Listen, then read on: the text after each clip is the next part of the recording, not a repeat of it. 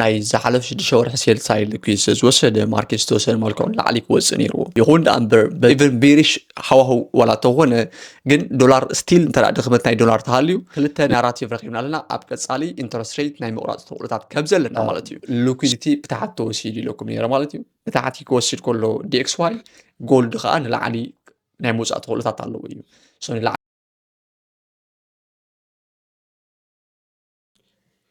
Ladies and gentlemen, salam. أنا هابلي كميتون. سلام كتلو بعد بتصفاي. سو كم تطرو لومي ناي ور شمونتا سالساي سومن حزنا لنا. اتجبلت تريد كن قبرو لنخل سومنيو. كم تطرو ناي DXY, gold, EURUSD, BTC, and US100 fundamental and technical narratives أسنينا لومي سومناوي باسكروزينا. ماركت كمي مسل زبل سجل سألكم كونيو. كم تطرو كبحاتكم دسبيان كرار. نسخة نزفيديو تكاتلو وهلوكم. كم موكس هتكنكم نسخاتكم أنالايسيس نداسراحكم نز فيديو تكاتلو كزهرو كيفوت مالتي كل جزء ناي تمرت فيديو تخوينو أصل شاوي ناي لوتي نجار تخوينو أمرنا حدش نجار سلزوخنا سلشوا كا وراسل شاو خون إس تفتراوي أتكاد خمسة يكون so كم توترو زبلكم أنا شايبون كرر بابيلكم ريلاكس كونكم نز فيديو تكاتلو let's go هذا من الاختلاني honestly نز فيديو تمالي كلام ريكارد جير على المصنع كاب 3 ساعات وسيد لي أنالايسيس هاوزي أسرع لكم ليرة ناتي إديتور مسدد كو ناي دمسي corrupted ስለዝኾነ ካልኣይ ግዜ ሪከርድ ዝገብረልኩም ዘሎ so ገለገለ ኢንፎርሜሽን እንተዳ ኦልሬዲ ዘጋጠመ ተሪኽሞ ቁፅሮ ተፈቲነ እስ ምክንያቱ ብዝተኻለለ መጠን ግዜ ንምቁጣብ ስራሕ ስለ ዘለኹ ዝኾነ ሓድሽ ነገር ምዝህሉ ኣብ ቴሌግራም ሼር ዝገብረኩም ፕሊዝ ኣብዛ ትሪእዋ ዘለኹም ቴሌግራም ናትና ጆይን ግበሩ ኢኹም ዳት ማች ከምቲ ነዊሕ ግዜ ዝወሰደለይ ዲቴይልድ ዝኾነ መልክዑ ዘይገልፀልኩም ስለ ዝኽእል ማለት እዩ but I'm gonna do my best ኩሉ ግዜ ብዛዕባ ትሬዲንግ ተኾይኑ I'm passionate and it is my passion so to make a long story short ኣብዚ ወርሒ እዚ ዘጋጠሙ ነገራት ኣለዉ شوم كانتايو فاندامنتال ناراتيفز ኣለውና እዩ ዝሓለፈ ክልተ ሰሙን ካብዚ ዝሓለፈ ናይ ዝወርሕ እዚ ዝሕዝና ዘለና ወርሒ ሸሞንተ ክልተ ቀነ ወሲድና ኣለና ኣብዚ ክልተ ቀነ ፋንዳሜንታል ኢቨንትስ ፋይናንሻል ኢቨንትስ ዘጋጥሙለው ኣብኡ ዲፐንድ ጌርና ማርኬት እንታይ ክኸውን ከም ዝኽእል ክንግምት ንኽእል ኢና ኦር ከቢድ ኣይክኸውን እዩ መፅናዕቲ ንኾኑ ምፅኡ ማለት እዩ so ብሓፂሩ DXY ቤሪሽ ክንፅበ ኢና gold USD BTC and US100 ካ ቡሊሽ ክኾኑ ክንፅበ ኢና but እዚ ስለ ዝበልኩም ጥራይ እንተዳ ብኡ መልክዕ ተኸድና ይእኹል ኣይኮነን እንታይ ደኣ as a human being ንሕና reasonable ዝኾና ፍጥረታት ኢና ምክንያታውያን ኢና ንምንታይ ኣነ ICT strategy or my ICT concepts ዝጥቀም ተልኩም ንኻ it's because it's logic plus reasonable እዩ ምክንያታዊ ኮንካ ኢኻ ትሬድ ትገብር ምክንያታዊ ምዃን ወይ ከዓ ብዛዕባ ትገብሮ ዘለኻ ብድሕሪት እንታይ የጋጥማሎ ብድሕሪት ማርኬት ምፍላጥ ናትካ ኮንፊደንስ ዕብዮ እዩ ናትካ ኮንፊደንስ ዓብይ ማለት እንታይ ማለት እዩ ነቲ ንስኻ ዝሃነፅካዮ ሪስክ ማናጅመንት ትሬዲንግ ፕላን መእተዊ ኩሉ ተኸቲልካ confidence ንኸተካይዶ which is ካብ ዘየድሊ ሳይኮሎጂካዊ ውሳነታት ኣብነት ምስኣተኻ ኣልጢፍካ ምውፃእ ቴክ ፕሮፊት ከሃረም ምውፃእ ስተብሎስ ምቕራብ ስተብሎስ ምግፋሕ ዝኣመሰሉ ፍርሒ ካልኦት ዝኣመሰሉ ነገራት ንክትድሕን ወይ ከዓ ንኸይትቃላዕ ገላግለካ ስለ ዝኽእል ኦር ደገፍ ክኾነካ ስለ ዝኽእል እዩ ሓደ ብሓደ ካብ DXY ጀምቢርና ፋንዳሜንታል መጀመርያ ናራቲቭ ክንሃንፅ ኢና ስቶሪ ታሪክ ክንሃንፅ ኢና ቢግ ፒክቸር ክንሃንፅ ኢና ምክንያታውያን ብምዃን ከዓ ቴክኒካሊ ብሓደ ክንሰርሕ ኢና ማለት እዩ so ናብ forex factory دوسركم كوني so welcome ናብ جولاي let's run شعات زمالت أي زحلة فور شعات مالتي نبقى ناتنا story which is big picture ناتنا كابزي يقول أب زحلة فدا إلكم نيران big institutions تكلاوي عن نجدي تايم سجبرو أب financial market إتهم زعبين عداقة هنكسا أصو زغلو Fed يوم by the way Federal Reserve يوم بغمي interest rate بموساخن interest rate بمقناسن عبيت تكالاويان نقادو كميم تريد قبل الحريم نابتي كاس أليس قمتي كونولو زخيل تثبيتات يوم تريد قبل أبنت interest rate أبناي فيد كلتا نقرات اللو هاوكش زبالة لنا الدوبش زبالة لنا هاوكش مالت interest rate كوسخ تخلطات مزهولي إيو دوفش مالتك interest rate قنس تثبيت مزهول ويكا تخلطات مزهولي إيو so انتدا هاوكش تحليو interest rate كوسخ زخيل تغينو تكالاويان نقادو انتا يمزقبرو اوكي نابقو قصمين positions يقبرو interest rate زوسخ تحليو DXY strong كوني DXY strong كون تغينو then كالت رقاتات بيرشم كون then نساتهم sell position يقبرو مالتي DXY انتدا ويكا فيد انتدا دوفش تحليو DXY انتا يكوني DXY بيرش كوني DXY ቢሪሽ ክኸውን ተኾይኑ አንደን ንሳቶም ከዓ ካልኦት ዕዳጋታት ናብ ቡልሽ ገጾም ስለ ዝኾኑ ናብኡ ገጾም ማእዝን ገይሮም ትሬድ ይገብሩ ስለዚ እንታይ ገብርሉ ተኽእሎታት ናቶም ይዕብይሉ ማለት that's how institutions trade ዝገብርሉ መንገዲ ማለት እዩ ንሕና እውን ከምኡ ኢና ፖዚሽን ንገብር ዘለና በን ናትና መበገሲ ሕጂ ኣብ ዝሓለፈ ክልተ ሰሙን ንዓይ ኣዝዩ ብጣዕሚ ፅቡቅ ሰሙናት ነይሩኒ was crazy ዝኾነ ናይ ትሬዲንግ ግዜ ነይርኒ ማለት እዩ the reason ካብዚ እዩ ዲሴምበር እንታይ እዩ ፌደራል ሪዘርቭ ኒውስ ነይርና ኣብዛ ትሪእዎም ዘለኹም ቅድሚ እዚ ዜና እዚ ምውፅኡ ኢንተረስት ሬት ክውስኽ ይኽእል እዩ ዝብል ሃውክሽነስ ነይሩ ትፅቢታት ነይሩ ድሕሪኡ ግን እንታይ ኣጋጢሙ ድሕሪኡ ግን ድንገት ፌደራል ሪዘርቭ according to the statistics በቲ ስታቲስቲክስ መሰረት ኣይወሰኸን ስታክ ገይሮም ኣብዚ ከምዚ ከምዝኸውን ገይሮም ሶ ሓድሽ ትፅቢት መፅዩ ሓድሽ ትፅቢት እንታይ እዩ ኢንተረስት ሬት ክቅንስ ይኽእል እዩ ዝብል ዋይ ስለምንታይ ክቅንስ ዝኽእል ሕጂ እዚ ወርሒ እዚ ናብኡ ገፅና ኢና ንከይድ መዓዝ እዩ ዘሎ ኒውስ ናይ ኢንተረስት ሬት ኢልኩም ወርሒ 9 እዩ ግን ወርሒ 8 ናብቲ ዘሎ ትፅቢት ገጽካ ትሬድ ምግባር ስማርት ትሬደር ከግብረካ ክእል ማለት እዩ ስለምንታይ ናብ ዝብል ኔክስት እናገበርና ክንሪኢ ናብ ሓንሳብ ኮይና ማለት እዩ ሂር ኣብዚ ከም ትሪእዎ ዘለኹም ገለ ካብቲ ዝነበረ ናይ ስራሕ ኣልቦነት ናይ ኣሜሪካ እዚ ሬድ ፎልደር ኒውስ ነርና ወይ ከዓ ፋይናንሻዊ ኢቨንት ነርና ኣብዚ ከም ትሪእዎ ዘለኹም ትፅቢት 85,000 ስራሕ ክወፅእ ነይሩ ባት በንጻሩ ስራሕ ኣልቦነት ክውስኽ ተራእዩ ኣብቲ ሃገር ዝተፈጥረ ናይ ስራሕ ዕድላት ከዓ ኔጋቲቭ ክኸውን ተራእዩ ብግምጣሉ 23,000 ስራሕ ክኸስሩ ክኢሎም ማለት እዩ ሶ እንታይ ማለት እዩ ስራሕ ኣልቦነት ይመፅእ ኣሎ ዋይ ቢካዝ ኢንተረስት ሬት ሃይ ስለ ዘሎ ኢንተረስት ሬት ክንደይ ዘሎ 3.75 እዩ ዘሎ 3.5 ኢንተረስት ሬት እንተሃልዩ ሰባት ገንዘብ ከቢርዎም ኣሎ DXY ከቢርዎም ኣሎ ስራሕቲታት ንኸይቆፅሩ ማለት ሶ ስራሕ ኣልቦነት የጋጥም ኣሎ ስራሕ ሰባት ስራሕ ይስእኑ ኣለዉ ሰባት ስራሕ ክረኽቡ ተኾይኖም እንታይ ኢኻ ክትገብር ዘለካ DXY ክትቆርፆ ኣለካ which is interest rate ክትቆርፆ ኣለካ interest rate ምስ ቆረፅካዮ እንታይ ከጋጥም እዩ interest rate ምስ ቆረፅናዮ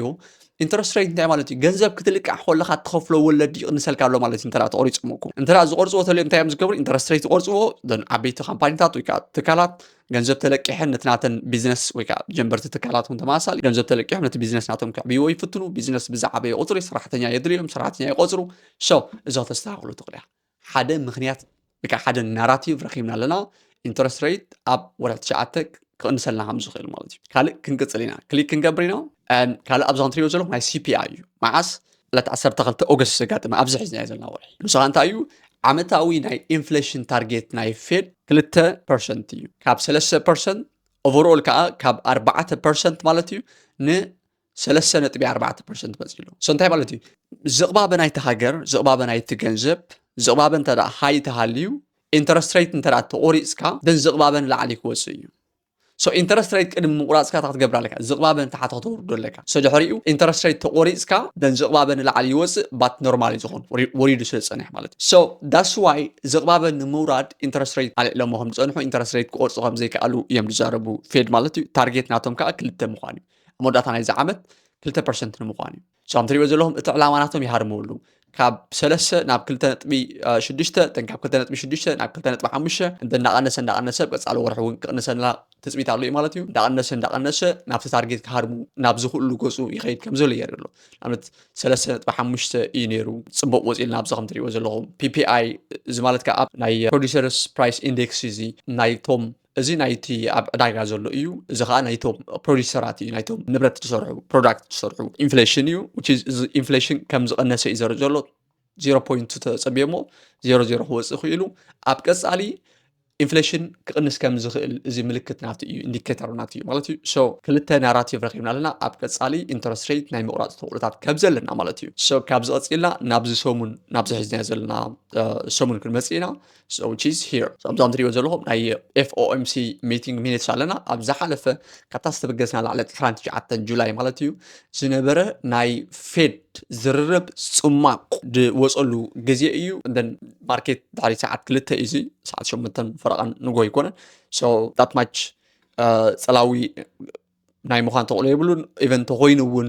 ማርኬት ቡልሽ ከም ዝኸውን ክገብሮ DXY እንዳሓተ ከም ዝወረድ ክገብር ማለት እዩ so fundamentally ዘለና ስእሊ ሕጂ ነዚ ይመስል ናብ ቴክኒካል ኣናላይሲስ ከድና ሓደ ብሓደ ትሬዲንግ ቪው ክንርኢ ኢና ቅድሚኡ ግን ብዙሕ ግዜ ሕቶ ኣሎ ንስኻ እንታይ ዓይነት ብሮከር ኢኻ ትጥቀም ዝብል እዩ ኣብዚ ሕጂ እዋን vantage ዝበሃል ብሮከር እየ ዝጥቀም ዘለኹ vantage ዝመረፅኩሉ ምክንያት እንደን ዝመፅእ ዘሎ 5-10 ዓመታት ከዓ ናተይ ብሮከር ገይረ ክወስዶም እየ ሒዘዮም ዘለኹ ብሮከር vantage እዮም እቲ ምክንያት ከዓ እንታይ እዩ ሓደ ኣብ ኤውሮጳ እቶም እንኮ ክሳብ 500 leverage ዝህቡ ናትካ ስትራቴጂ ናትካ ሪስክ ማኔጅመንት ተጠቂምካ ከም ድሌትካ ትሬድ ንኽትገብር ዝፈቅዱ ብሮከር ማለት እዩ and ብተወሳኺ እንተደኣ ኣብ ኮመንት and ኣብ ዲስክሪፕሽን ዝገድፈልኩም ሊንክ ኣትይኹም ማለት እዩ መጀመርያ እዋን ዲፖዚት ክትገብሩ ከለኹም 25% ተወሳኺ ቦናስ ኣለዎም እዩ ስታይ ከም ትገብሩ መጀመርያ ፕሮሞሽን ዝብል ተኣቱ ድሕሪኡ እዛ 150 ፕላስ 25% ዝብል ዘላ ፕሮሞሽን ክትረኽብዋ ኢኹም ክሊክ ትገብሩ ዲፖዚት ትገብርዎ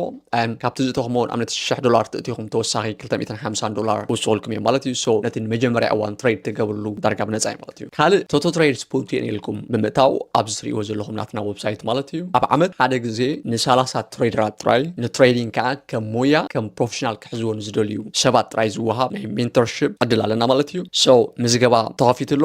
ኣብ ናትና ዌብሳይት ኣዝኹም ተወሳኺ ኢንፎርሜሽን ክትረኽቡ ትኽእሉ ኢኹም ካልኦት ተምሃሮ ናትና ዝሃብዎ ምስክር ዘመዝገቡ ዓወታት ኣብ ዝተፈላለየ ዓለማዊ ካርታ ናይ ተምሃሮ ናይ ቶቶ ትሬድስን ክትረኽቡ ትኽእሉ ኢኹም ማለት እዩ እንተደኣ ጎኒ ጎኒት ናትኩም ስራሕ ንትሬዲንግ ብዘይ ዝኾነ ዕሙቕ ዝበለ ትርዲኢት ከም ናይ ሳይድ ሃስል ወይ ከዓ ከም ናይ ጎኒ ስራሕ ክትሕዝዎ ተደልይኹም ምሳይ ኣብ ላይፍ ትሬድ ክትገብሩ ትኽእሉ ኢኹም ኣነ ክኣቱ ከለኹም ሳይት ኣቱ ክወፅእ ከለኹ ትወፁ እዚ ከዓ ናይ ሓደ ሰሙን ዝኸውን መሰረታዊ ዝኾነ ትምህርቲ ናይ ትሬዲንግ ብምውሳድ ምሳይ ላይፍ ትሬድ ክትገብሩ ትኽእሉ ኢኹም ማለት እዩ ነቶም ኣብ ትምህርቲ ዘለኹም ወይ ከዓ ንትሬዲንግ ስትሬስሊ ሒዝኩሞ ዘለኹም ሰባት ከዓ ክልተ ዓይነት ውድድር ኣዳሊና ኣለና ኣብ ቶቶ ትሬድስ ማለት እዩ ንሱ ከዓ እዩ መጀመርያ ቻሌንጅ ክህልወና እዩ ካብ $500 ከመይ ጌርካ ናብ $100,000 ስኬል ኣፕ ትገብር ዝብል መደብ ክህልወና እዩ ናይ 2 ወርሒ ዝኸይድ ቻሌንጅ ሎክ ኢን ንገብረሉ መደብ ክህልወና እዩ እታ ካልእቲ ከዓ ነቶም ናይ ካፒታል ሕፅረት ዘለኩም ትሬደራት እዩ ብዴሞ ተወዳዲርኩም ማለት እዩ ኣልሞስት ላዕሊ 500 ዝኾኑ ኣብዚ ናይ ነፃ ሜንተርሽፕ ናይ ትሬድስ ጀምቢሩ ዘሎ ክላስ ተመዝጊቦም ኣለዉ ትሬደራት ማለት እዩ ምስኣቶም ብምውድዳር ተደኣ ዓወቲ ክትኮኑ ተኽኢልኩም ናይ ፕሮፊርም ክሳብ 400,000 ዝኣክል ካፒታል ትረኽብሉ ባይታ ነጣጥሕና ማለት እዩ ቶቶ ትሬድስ ንኽዓቢ ናትኩም ሓሳብ ኣገዳሲ እዩ ብተወሳኺ ናትኩም ሓሳብ ከተካፍሉ ትኽእሉ ናይ ቶቶ ትሬድስ ፎረም እውን ኣብ ኮመንት ገዲፍና ኣለና ቸክ ምግባር ኣይተወስሩ ማለት እዩ ሕጂ ናብ DXY መፂና ኣለና ኣብ ዊክሊ ክንጅብር ንኽእል ኢና ኣብ ዝሓለፈ ሰሙን ናትና እንዳዕሪት 3 ሰሙን ተመሊስና ክንሪእና ገለ ካብቲ ዝነበረ ናይ ዝሓለፈ ሰሙን ተሪኽሞ ናይ ቅድሚኡ ዝነበረ ሰሙን ናይ መጀመርያ ናይ ዝወርሒ ዝነበረ ሰሙን ሊኩዊዲቲ ዋንስ ምስ ወሰደ ማርኬት ቤሪሽ ነይሩ እንደን ብጣዕሚ ብዙሓት ትሬደራት ከዓ ጽቡቕ ትሬድ ከም ዝገበርኩሞ ሼር ክርኩም ነርኩም ማለት እዩ ኣብ ዊክሊ ሕጂ እንታይ ኣጋጢሙሎ ማርኬት ባይ ሳይድ ሊኩዊዲቲ ብላዕሊ ምስ ወሰደ ሪጀክት ገይሩ ንታሕቲ ክወርድ ክኢሎ እንደን ንታሕቲ ሪጀክት ምስ ተገብረ ከዓ ካብ ትሪእዎ ዘለኹም ሞስትሊ ኣነ እንታይ ዝገብር ማርኬት እንተደኣ ድኾነ ኤክስተርናል ሊኩዊዲቲ ምስ ወሰደ ሪጀክት ተገይሩ then after rejection ሓደ ፍሉይ ዝኾነ ኢምባላንስ እዩ ዝርኢ which is fair value gap or inversion fair value gap የርኢ ከም point of interest ናተይ ክወስዶ ማለት እዩ so ናብ ናይ daily ክንመፂና ኣብ ናይ daily ምስ መፃና ካልእ confirmation ክንረክብ ንኽእልና ከም ትሪእዎ ዘለኹም I think መብዛሕትኹም ኣብ ናትና ክላስ ኣለኩም ትፈልጡ ኢኹም why market ካብ ሓሙስ ኮንፊርም ምስ ገበረና ዓርቢ እውን ትሬድ ቤሪሽ ክንገብር ከም ዝኽእል this one is 3 candle swing ይበሃል እዚ ማለት ከዓ when the market liquidity ምስ ወሰደ ግን ከዓ ካብቲ previous days ዝነበረ ወይ ከዓ ካብቲ ቅድሚኡ ዝነበረ መዓልቲ or ዝነበረ time frame ብቦዲ ክሎዝ ከይገበረ ክተርፍ ከሎ that's a reversal ናይ ምምላስ ትኽእሉ ናትኦም ዘለዎ እዩ ማለት እዩ ከም ትሪእዎ ታሕቲ ወሪዱ ካልእ ኮንፊርሜሽን ክንጥቀመሉ ነገር እንተሃሊኻ ማርኬት ብቦዲ ክሎዝ ክገብር ከሎ እዩ ማለት እዩ ዋንስ ማርኬት እንተደኣ ብቦዲ ከምዚ ገይሩ ክሎዝ ዝገብር ሃልዩ then there is a continuation ናይ ዓርቢ ካንድል ኣለና ሶኒ ሶሉስ continuation ክንፅበ ንኽእል ኢና but ሓድሽ ሰሙን ስለ ዝኸውን መጀመርያ ኮንሶሊዴት ክንፅበ ኢና then ማኒፑሌሽን ተፀቢና ማርኬት ናብቲ ሰሙናዊ ክኸዶ ዝግባእ ዝነበረ እዩ ክኸይድ ዝኽእል ማለት እዩ ካልእ ታርጌት ክንገብሮ ዘለና ዘይተወሰደ ናይ ክልተ ሰሙን ማለት እዩ low ኣለና ኣብዚ which is previous week low ኣለና ኣብዚ previous week low here and ናይ ቅድሚኡ ዝነበረ ሰሙን plus here የተወሰደ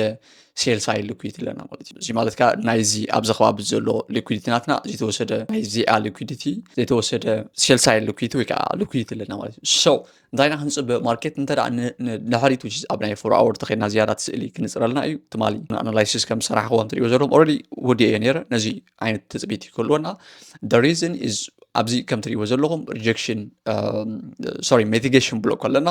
ማርኬት ከዓ ንመውደታ ግዜ ዋንስ ነዚኣ ሚቲጌትድ ምስ ገበራ ነታ ዝነበረት ብሬከር ብሎክ ፊል ገይርዋ we got breaker block here ማለት እዩ ነዛ ብሬከር ብሎክ ናትና እዚኣ ምስ መለአ ደን ማርኬት ንታሕቲ ወሪዱ ንታሕቲ ምስ ወረደ ፊል ዘይገበሮ ፕሪሚየም ዞን ኣለና which is ማርኬት ካብ ዘለዎ ኣብ ዲስካውንት ዞን እዩ ዘሎ ንላዕሊ ክመፀልና ትፅቢት ክንገብር ኢና so as a point of interest እዛ ዞን እዚኣ ክንወስዳ ንኽእል ኢና so እዛ ዞን እዚኣ ንወስደላ ምክንያት እንታይ እዩ ትልኩም this one ማለት እዩ one fair value gap ኣለና 2 ኣብ ፕሪሚየም እዩ ዘሎ 3 ማርኬት ቢሪሽ ክኸውን ይኽእል እዩ ሶ ናትና ኣይድያ እንታይ ክኸውን ማርኬት መጀመርያ ንላዕሊ ማኒፑሌት ክገብር ናብዚ ከባቢ እዚ ክመፀልና ደን ንታሕቲ ትሬድ ክንገብሮ ትፅቢት ክህልወና እዩ ማለት እዩ ኢንቫሊዴሽን ክህልወና እዩ ጋይስ ድሕሪ ኢንቫሊዴሽን ማለት ነቲ ናትና ሓሳብ ከፍርሶ ዝኽእል ነገር ኦኬ what about ማርኬት ናብዚ ተዘይመፅዩስ ኩሉ ግዜ ማርኬት ናብ ኢንተርናል ሊኩዊዲቲ ይመፅእ ኢንተርናል ሊኩዊዲቲ ናትካ ፖይንት ኦፍ ኢንተረስት ተጠቂምካ ናብ ኤክስተርናል ሊኩዊዲቲ ናብ ሊኩዊዲቲ ዘለዎ ታርጌት ምግባር ስማርት ትሬደር ዝገብርዎ ነገር ኦ ፕሮፌሽናል ትሬደር ዝገብርዎ ነገር እዩ ማለት እዩ ባት እንታይ ኣላ ሓደ ግዜ ማርኬት ኣቐዲሙ ኤክስተርናል ሊኩዊዲቲ ተወሲድልናስ ኣብ ከመይ ክብል ኢለ ናብቲ ካብ ዘለዎ ማርኬት ኦፐን ገይሩ ሶኒየ ሶሉስ ኣቐዲሙ ንታሓቲ ሊኩዊዲቲ ተወሲድልናስ ግን ከዓ ደይተመልአ ኣብዚ ጋፕ ኣለና እዩ ኣብዚ ላዕሊ ማለት እዩ ስለዚ እታ ክገብር ክእል ማርኬት ማለት እዩ ኤክስተርናል ሊኩዊዲቲ መጀመርያ ይወስድ ሞ ደን ካብ ታሓቲ ድሕሪኡ ኮንፊርሜሽን ሂብና ንላዕሊ ገፁ ክወፅእ ክእል እዩ ሶ ቢሪሽ ኣይነበረን ክንብል ኣይንኽእልና ኖ እቲ ኣይድያ ናትና እቲ ሓሳብ ግን መሊእዎ እዩ ዘሎ እቲ ሓሳብ ናትና እንታይ እዩ external liquidity point of interest ክንጥቀም ንኽእልና ባት ቢሪሽ ክኸውን ተፅቢት ጌርና ባት ኣቐዲሙ እንተደኣ ንታሓቲ ቢሪሽ ከይዱ ብታሓቲ ዘሎ ሊኩዊዲቲ እንተደኣ ታርጌት ተገይሩ ደን ናብ ኢምባላንስ ክመፅእ ትፅቢት ክንገብር ንኽእልና ዋይ ቢካዝ ማርኬት ናብ ክልተ ነገራት እዩ ዝኸይድ ዋን ናብ ሊኩዊዲቲ ዝኸይድ ቱ ናብ ኢምባላንስ እዩ ዝኸይድ ባላንስ ዘይተገብረ ዋጋ ናብ ዘለዎ ይኸይድ ማለት እዩ ስለዚ ኤክስተርናል ሊኩዊዲቲ እንተደኣ ሊኩዊዲቲ ተወሲዱ ናብ ኢምባላንስ ክመፅእ ኣለዎ تدا imbalance تمليو internal liquidity دنا external liquidity خينا لو ما so كم زعينت ايديا ممكن تصبن غيرنا ولا كوا انا نابزل على تخيد زياده صبق متوي كلونا تولታት እንተሃለወ ንታሓት ተኸይዱን ትፅቢት ክልወና ኽእል ባት እስና ትሬድ ንክንገብሮ ግን ዝያዳ ኮንፊርሜሽን የድልይና ማለት ባት ነታ ሓሳብናትና ከፍርሶ ዝኽእል ነዚ ማርኬት አንጻርና ተኸይዲ ማለት ሶ ካብዚ ናብ EURUSD ወስዶክሜ ቢኮዝ this DXY ተማሳሊ ስእሊ ዘለዎ EURUSD ከምዚ ትፅቢት ክንገብር ኢና ቅድሚኡ ግን ኣብ ዝሓለፈ ሰሙን ኣዝዩ ሓጋዚ ኮይኑ ከም ዝረኸብኩሞ ናይ EURUSD ብዙሓት عود صغنا trading كم زوجة كم inbox كير كبلينركم which is دحرجون تقبروا لصبيو نجار كوني عملت ماركت نلعب الوصيو مثلنا ماركت which is زي point of interest ثانية سورسكم بس ده نخلينا لكم يرى ده ماركت نلعب الوصيو لنا which is صبوا internet ركب نخلينا the next day أتي أنا باكتس كير يعني رمالتي زي أنت ده وريدو external liquidity وسيدلنا ده دحريو أبزي أون صبوا trade وصلكم تريدات نيركم which is بدعم صبوا صراحة مالتي because وريده باكتس كير يعني ترى أنت حساب زنبرة في شاطة تانية رمات بات أفرست الماركت ولا كون العلو وص إنت نبرة العلم سوى ده نتحت خورد كلكن نايم ملاس confirmation أهابنا نظام liquidity أتم سوسة تايدا غيرو external liquidity بتاعت وسيدو then confirmation هبنا أبزا كان دلزي مالتيو then دحريو ماركت نلعب وصي مالتيو so ناتنا تثبيت تايكون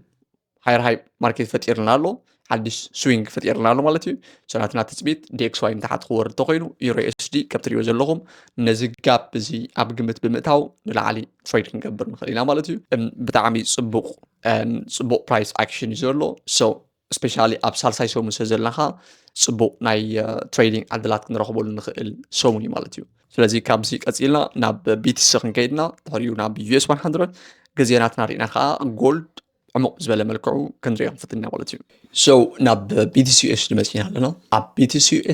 أبز حالة زلمرني الرأي كمين يورو شارز قبلكم يرى so far بتعمل سبوق وزيت أو زونا analysis نيرنا ناي زحالة شد شور حسيل سايل كويسز وسد ماركت توصل مالكون لعليك وزنيرو يهون أمبر بزلو ناي ماركت structure which is ناي ماركت من كسقاسات كن BTC كال ما أذن كحزول زخل تخلطات علي بولش يو إلنا trade كن قبل نايم خال تخلطات ناتنا زبالة كوني so انتاي كون زيادة confirmation كنت كامينا بولش trade نخن قدر even بيرش نخن قدرون والتي جي نايز على فشي شو رح سوسر كوز يزبل زنبرة سئلي uncertainty جن يقاتو مارلو يو أب ناي كريبتو علم نسو غانتا يو فيد نتي ناي كريبتو كلاريتي أكت زبهار كحلفو أي كارو كريبتو كم حدف part of financial assets or financial market كفالنا financial market قبلوا يكالون زلوا or نقبلوا خابزح كذي حتى يقرب له مالو but ينسقوا له مالتيو so the American Congress by the way ناي أمريكا من قسمبر نكريبتو أمريكا نكريبتو تريليون بر كريبتو يكون أمريكا دليل أنوستلي أب بتناتو بعلتات in reality بتاعت مسيحة تاريخها يعني long term investment جي أبزي كم تريو زلهم أبناي daily نازلنا قال كابت زنبر الناس اللي انتايو تحالفه ناي CPI news صبوا وزيلنا ناي CPI news صبوا مسوس لنا ماركت انتاي قبر تثبيت نيرو ولا كم تي جولد نلعب وصلوا مالتيو عملت جولد رايز يكون EURUSD تاريخ مو أن كانوا دايكات التاريخ مو نلعب وصلوا قطعم تلي ناي CPI news يو but بيتكوين أنصاري ولكن استوى سنة باب جيرت نبرة دحر بتعمي وريد مالتي كاب عبز حلف السمون كاب سوسان حمشن شح الموست ناب سوسان كلتن شح جيلومي وريد لو مالتي سنة 4 ساعات شعات مالتي خفوت سلزون مالتي سو انتاينا نقبر زلنا دايو اوكي DXY دولار دخمت يرئيس لزولو بيتكوين بحالك زي دروب زيك قبر غلي بتعمي زيك ورد غلي باتناي مورات تغلطات كنا لوي اتليش كسابيت الكمني فيل ديت قبر فير فالي كابال نابزي جوز زور زولو يمثل مالتي دن دحريو كال برايس ستراكشر كان ماركت ستراكشر ينخا تثبيتات ناتنا نريو كوني مالتي بات نحجي تكنيكالي انت دا كنريو تغينا ماركت نتايو زقبر زولو تريو زولو ما يزحل في السومن لقيت مسوسده دن تحتي يزور زولو نحريو ريجكشن بلوك فيل جيرلا تحت وريدو ريجكشن بلوك دا خبري تحت صور زولو مالتي سو دن دريح مو ريجكشن بلوك بتاع ميزبو نخبري زغيت زولو ريجكت جيرو ابزي دن نحريو بس يو اخبيرنا at the same time بلعلو نابزون ريجكت جيرو لان حريو بس يو اخبيرنا and here عربي مالتي تماسا ريجكت جيرو and still قدام سمت ماركت زحل سزونه كونسوليت يقبرالو مالتي سلازي ناتي prediction كون زخل استوسن ملكون لعليك وص بين تحت ورد مالتي وين ناي دولار دخمت سلازولو استوسن ملكو سبايك ناقبرن لعلي نداوسه تحتي كورد تغلطات اللوي مالتي بولش انت تريد تجيركم صبو تغلطات كلوكمي بات بيرشون ابقمت نداتكم مالتي نابنت انت دا ماركت اكسترنال لوكيتوشي نعم تابز خبابزي تمالي فيديو صراحة لكم قال ابز خبابزي ليكويديتي على ناخم تري وزل لهم قال لوكيتي زون سالون ابزي لوكيتي لنا ناخم تري وزل لهم and even ابزي لوكيتي لنا ايو سو افتحتي ديتمل افير فالي كابال نابز خبابز مالتي سلازي لوكيتي خوسيت كولو even بيرش هو ولا توهنا جن دولار ستيل انت دخمت دولار تهاليو لوكيتي خوسيت كله ناي باي opportunity هندل نخيل لوكيتي خوسيت كله باي opportunity ندلي لوكيتي خوسيت كله باي opportunity ندلي استوصل ملكو عند عليك من لسغلي and كم زين عبالك ورد خلي مالتي or انت دا لوكيتي وسيلو strong زون من قصاص ويك ناي دولار دخمت تريقن ماركت overall ون العالي قصو نابز فير فالي كابزي كوس خلي ونياتو فيل زي تقبر فير فالي كابال نابز مالتي سلازي ابتي من قصاصات ناتو زيادة اتوكرو خلونا ايو فورمي ابسومنزي انت دا بيتكوين تريد كبر تخوينة زيادة كونفيرميشن ابلور تايم فريم وريدة مرأي اي ماركت مملاس دليتات ناتو كري يخلي مالتي داجي ابقم توزلكم زي ابزول برايس اكشن يبتريو زلو ماركت لور لو دافتر يزغيد زلو ان لور لو يفترالو سو بزي ملكوها كم تريو زلوهم تايو اكسترنال لوكيتي مسوسده دن لور هاي كفتر لنا هولو سكالب نقبر نخيلا سمول سايز جيرنا تريد نقبر نخيلا بات ناي دولار دخمت سلازلو شورت تقبر كل حتى قاتم خلي سبايك يقبر مش تندحر ورد خلي واي مخيات ناي دولار سترونج كون كلون كدكم كلون اب شورت كبلوكم غالي مالت زيادة manipulative or manipulations بزحو كزي كون غالي but be aware of this مالتي for me external لوكيت نداو سيدك خير كله كان بلينا مالت نشورت انت دا trading قبر طوينا even update تمريسنا for me مالتي fair value كابالنا بزام تري وزلهم دن ماركت بستو سنة ملكعو نتعاتي زور زولو شورت بوزيشن زور زولو سلازي نابزي اب ديسكاونت زونالو ناب بريميوم زون نابزي خبابزي مسمس اللي ناي شورت تغلطات ناتنا اللعل زبالة كوني مالتي سو ناي BTC نزي مسل كاب BTC ناب US100 كنكينا مالتي سو US100 كنسرح تغينا انالايسيس كل زي US500 مخفات كديتايو سو even trading قبل كل ناون تماسالي سلازي S&P 500 كفيتنا لنا then ناسداك كفيتنا لنا which is US100 مالتي ابناي ويكلي انت تاخدنا ابزي ناي مملاش تغلطات كنركب نخيلا بات ابز تمسينها ناي موصال تغلطات كنركب نخيلا بات حدا نجر نتاعلو I think now weekly كمسينا نابزخا اب ناي weekly كمزلنا اب weekly اب US100 continuation ندر زلنا ناي موصال تغلطات ندر زلنا اب US500 تمسينا ناي مملاس تغلطات ندر زلنا بات ماركت extremely bullish شو تحسبن خلينا more انت ناي زحلف سمون low which is ناي زحلف سمون lower liquidity انت دا كوسلنا تقولوا زيارة تغلطات كلنا ابي اب S&P 500 اب US 500 مالتي ابزي اذا على فزوم liquidity وصلنا اندن ابزي غاري ترسك نصبنا why because ابزي ببودي كلوز غيرنا زلو بتاعتنا موسات تغلطات تحط كوني بزارو تاي كوني نزي ويك زتراي فيل غير وك وصغلي از ريجكشن كنت كمل خلنا دنا عملاي ديلي تمسينا ابزي خبابزي تريمو ሓደ ፍሉይ ነገርና እሷታዩ ሚቲጌሽን ብሎክ እዩ ማርኬት ኣብ ሾርት ተርም ርሱ ዝኽኣለ ፕራይስ ኣክሽን እዩ ዘካይድ ዘሎ ወሪዱ ንላዕሊ ወፂኡ ሪስፔክት ጌርና ነዚ ኣብ ዝነበረ ኦርደር ብሎክ ሪስፔክት ገይርዎ ንላዕሊ ወፅእ ኣሎ ስትሮንግ ኣሎ ማለት እዩ ናይ ዓርቢ ካንድል ሪቨርስ ከም ዝገብር ኣሪእና ኣሎ ናይ ዓርቢ ኮንፊርሜሽን ይብላ ካብ ዘሎ ንላዕሊ ከም ዘይወፅእ ተፅቢት ኣለና እዩ ሰታ ክገብር ንታሕቲ ክወርድ ሚቲጌሽን ብሎክ ኣለና ፕላስ ኣብ 4 hour ተወሪድና ርእሱ ዝኽኣለ ፌር ቫሊ ጋፕ ኣለና which is here ስለዚ ንታሕቲ ወሪዱ ናይ ዓርቢ ሊኩዊድ ወስደልና ሚቲጌሽን ብሎክ ናትና ሪስፔክት ክገብር ፌር ቫሊ ጋፕ ኦልሬዲ መሊእልና ኣሎ ማለት እዩ then ካብ ዲስካውንት ናብ ፕሪሚየም ገፁ ማርኬት ንክወፅእ ተፅቢት ክንገብር ኢና ማለት እዩ ካብ US500 US100 ኣብዚ ናስዳቅ ኣድቦ ክንገብሮ ዘለና ምክንያት እንተሃልዩ ኣብ ናስዳቅ ኦል ታይም ሃይ ስለ ዘይወሰደ ኤክስተርናል ሊኩዊድ እውን ኣለውና እዮም ማለት ነዚ ታርጌት ክንገብሮ ንኽእል ኢና ኦር ነዚ ታርጌት ክንገብሮ ንኽእል ኢና ወይ እውን ሊኩዊድ ለና ኣብ ላዕሊ ታርጌት ናገበርና ትሬድ ክንገብር ንኽእል ኢና ኣብዚ ኦል ታይም ሃይ ስለ ዘሎ ፌበናች ኢና ንጥቀም ተራ ማርኬት ሪትረስት ተገይሩ ካብቲ ሪትረስት ዝገበሮ ከምዚ ጌርና ዘርጊሕና 97% ዲና ታርጌት ክንገብር 100% ዲና 61% ዲና እንዳበልና ኢና ንኸይድ ማለት እዩ ግን ከምዚ ይከውን ዘሎ ሶ then that's it ኣብ ናይ ዴይሊ ተመፂና እውን ነዚ ይመስል ማለት እዩ ንዕኡ ማርኬት ብዘኽበረልና ቁፅሪ ከዓ ትሬድ ክንገብር ንኽእል ኢና ንዓይ ኣም ገና ካብዚኣ ክሳብ ኣብዚኣ ከስምርየ ኣብ ቀፃሊ ሰሙን ክሳብ almost ናብ ከባቢ 7900 ክመፀልና ተፅቢት ኣሎ እዩ ማለት እዩ እዞም ቁፅርታት እዚኣቶም ኣገደስቲ እዮም መጀመርያ ማርኬት ሪትረስት ገበረና ናብ 7900 ክንፅበይና ሪትረስት ምስ ገበረ ከዓ 27 62 100 እናበለ ክኸይድ ነቲ ሪትረስመንት ክንፅበይና ማለት እዩ እዚ ከዓ ኤክስተርናል ሊኩዊድ ታርጌት ክንገብር ንኽእል ኢና ማለት እዩ ኣብ 4 hour ተመፂና እዚ እውን ከም ትሪኦ ዘለዎም ፌር ቫሊ ጋፕ ፊል ኦልሬዲ ገይርና ኣሎ ማለት እዩ ዓርቢ ትማሊ ኣብ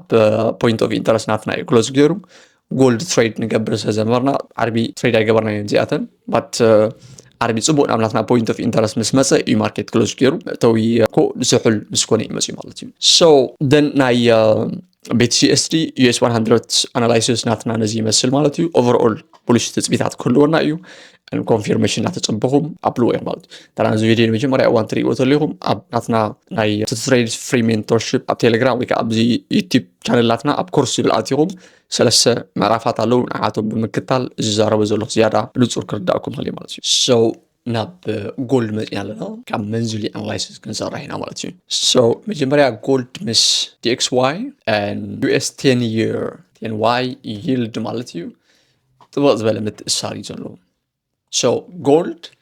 ንላዕሊ ክወፅእ ከሎ እዞም ክልተ ፅምድታት እዚኣቶም ንታሕቲ እዮም ዝወፁ ዱ ወርዱ ማለት እዩ እዚኣቶም ክሕይሉ ከለዉ ከዓ ጎልድ ንታሕቲ እዩ ዝወርዱ ማለት እዩ ሕጂ DXY ስትሮንግ ነይሩ US 10 year yield እውን which is ናይ ቦንድ yield እውን ስትሮንግ ስለ ዝነበረ ጎልድ ከም ትሪኦ ዘለዎም ኦል ታይም ሃይ 5600 ምስ በፅሐ ማለት እዩ ንታሕቲ ክሳብ ሕጂ ክወርፅ ነይሩ ክንደይ ዝኣክል ኣልሞስት ካብ 1 ዓመት ንድሓር ጀምቢሩ ማርኬት ከም ትሪኦ ዘለዎም ንዝሓለፈ 5-6 ኣዋርሓት ንታሕቲ ክወፅኡ ክወርፅን እዩ ማለት እዩ ደን ኣብ ጁን was consolidate ገይሩ and then consolidate ካብ ምግባር ዝተላዕለ እውን it was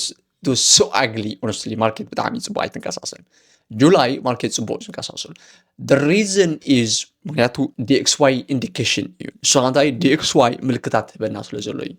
US መጀመርያ ናይ ቦንድ yield ኣለና ቦንድ yield ማለት ካብ ቦንድ ኢንቨስት ምስ ገበርካ ትረኽቦ ኢንተረስት እዩ so ኢንተረስት ጎልድ ኢንተረስት ኣይከፍልኒ okay ኢንተረስት ኣይከፍልኒ እዩ ኤርኒንግ የብሉን እዩ ዲቪደንድ የብሉን እዩ so ኣብ ጎልድ ኢንቨስት ገርካ ጎልድ ምስ ዓበየ ጥራይካ ገንዘብ ትረክብ ገንዘብካ ስለ ኣብ ዝቕመጥካዮ ኣይከፍለካን እዩ እዞም DXY ናይ ኣሜሪካ ናይ 10 ዓመት ቦንድ yield ከዓ ፅቡቅ እዮም ዝኸፍሉካ ኢንተረስት ሬት ብፍላይ ኢንተረስት ሬት ክብል ከሎ ሕጂ ግን ኢንተረስት ሬት ናይ ምውራድ ተኽእሎታት ንርኢ ስለ ዘለና DXY ክወርድ ተኽእሎታት ኣለዎ እዩ ናይ ቦንድ yield እውን ክወርድ ተኽእሎታት ኣለዎ እዩ which is ንጎልድ ፅቡቅ ፋንዳሜንታል ናራቲቭ ክህልዎ ናይ ማለት እዩ and technically ኣብዚ ወርሒ እዚ ከም ትሪእዎ ዘለኹም ማርኬት ገለ ካብቲ ስእልናትና ነዚ ፌር ቫሊ ጋፕ እዚ ጥሒስዎ ክኸይድ ምኽኣል እዩ ፌር ቫሊ ጋፕ እዚ ፌል ገይሩ ሪስፔክት ክገብሮ ምልክታት ከሪአና ትፅቢት ነይሩ ባት አንፎርቹኔትሊ ወፂኡ ኣሎ ሓደ ኮንፊርሜሽን ክበና ኸሊ ማርኬት ናብ ኤክስተርናል ሊኩዊዲቲ ዝኸይድ ዘሎ ወሪዝ ኣወር ኣብ ቀረባ እንረኽቦ ኤክስተርናል ሊኩዊዲቲ ናትና እዚ እዩ ስለዚ ታርጌት ክሳብ ኣብዚ ታርጌት ክንገብር ንኽእል ኢና እንድሕር ኢኻ ብሓደ ኮይና ንሪኦ ክኸውን እዩ ማለት እዩ ኣብ መንዝሊ ማርኬት ኮንፊርሜሽን ይህብና ኣሎ ቡልሽነስ ናቱ ንምርኣይ which is ናይ መቕፃል ተኽእሎታት ከም ዘለዎ ማለት እዩ ይኹን እምበር ናብ ዊክሊ ክንመፂና ኣብ ዊክሊ ምስ መፃና ማርኬት ኤክስተርናል ሊኩዊዲቲ ነዚኣ ሊኩዊዲቲ እዚኣ ምስ ወሰደ እንተዳሪእና ዘሎ ናይ ምምላስ ተኽእሎታት ኣሎ እዩ ዝተወሰነ መልክዑ ማርኬት ጎልድ ናይ ምምላስ ተኽእሎታት ኣለዎ ናበይ እዩ ክምለስ ዝኽእል ንዝብል ጎልድ ኣብ ዊክሊ ተራተሪናዮ ሕጂ ኣብ ዝመፅእ 3-4 ሰሙናት ማርኬት ዝተወሰነ መልክዑ እንተሓቲ ክወርድ እዩ ደን ንላዕሊ ክወፅእ ኢና ክንርኢ ማለት ከምዚ ይኽእሉና ባት ኣብ ውሽጢ ሓደ ሰሙን እዚ ክጋጥም ኣይክእል እዩ ለታይ ኢና ክንርኢ ናይ ዝሓለፈ ሰሙን መጀመርያ which is here low ኣለና ኣብዚ ከም ትሪእዎ ዘለኹም and high ኣለና እዞም ክልተ ነገራት ኣገደስቲ ክኾኑ እዮም ኣብዚኣ ኢና ትፅቢት ክንገብር ማለት ሕጂ ፌር ቫሊ ጋፕ ገዲፍልና ኣሎ ኣብ ሰሙናዊ ቻርት ማለት እዩ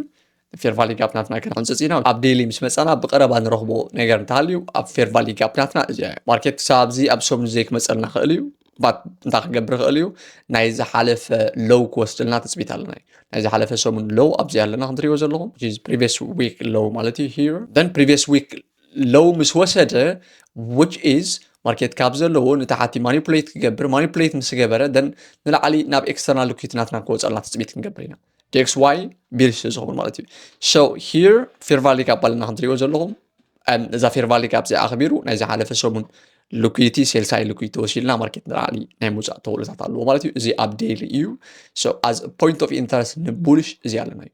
invalidate ክገብረልና ዝኽእል which is ነቲ ሓሳብናትና ንዘኸፍርሶ ዝኽእል ነገር እንተሃልዩ ማርኬት ኣቐዲሙ እንተደኣ external liquidity ወሲድ why ኣብ DXY ነገረኩም ነይረ ኣብ DXY let me show you guys here which is here ኣብ DXY ስእልናትና ነዚ ይመስል ኣብ DXY ነትናትና አይዲያ invalidated ክገብሮ ዝኽእል which is invalid ክገብሮ ዝኽእል ነገር እንተሃልዩ ከፍርሶ ዝኽእል ነገር እንተሃልዩ ማርኬት ኣቐዲሙ እንተደኣ